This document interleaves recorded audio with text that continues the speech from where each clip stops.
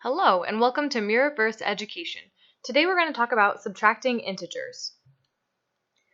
Simplify the following expression, -4 minus 10. Let's think about what the problem is really asking. Basically, it's saying, what is 10 less than -4? One way to consider this problem is in terms of debt. So let's say that you owe your brother $4. But then you just need a little bit more money, and so you borrow $10 more from him. Now we're up to a total of $14 that you owe. What this means is that -4 minus 10 equals -14.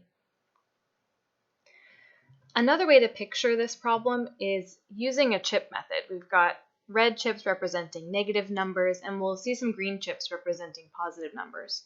So these 4 red chips represent -4. So we could think of this problem as saying, well, let's take 10 positives away from our 4 negatives. But that doesn't make any sense because there's no positives to take away right here. So we're going to have to get creative. We can use 0 pairs, 1 positive and 1 negative. They cancel each other out, so it doesn't change our problem at all. Here I've added 10 0 pairs. So now we actually do have 10 positives that we can take away. We remove the positives. All that we're left with are 14 negatives. Again, so it's another way to see how this expression simplifies.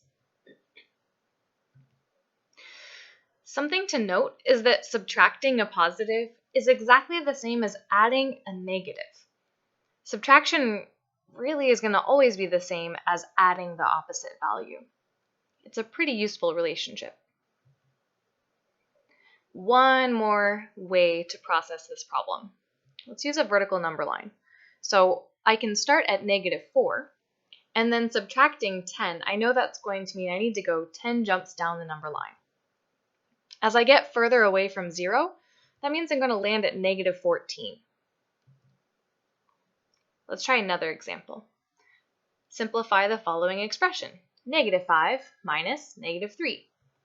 What we're really saying is what happens when you take -3 away from -5. Again, let's bring back the money. So we can say that we started out owing $5, and then your brother was feeling really generous, and so he decided to take away $3 of your debt, or cancel $3 of your debt. Now, when you look at what's left, you only owe $2. This means that -5 minus -3 is -2. And that might seem a little bit strange, but let's look at some more examples of how this works. All right, using the chip method that we saw earlier. So here are 5 negatives, and what we need to do is take away 3 negatives. That's what the problem tells us to do. Pretty quick and simple, and you can clearly see we only have 2 negatives remaining. Again, -5 minus -3 is -2. All right, let's bring back the vertical number line. So again, here we are at -5. Things get a little bit weird here. If we're subtracting -3, typically subtraction would say we would have to walk down the number line. But 3 jumps down would be subtracting +3. Negative means you need to do the opposite.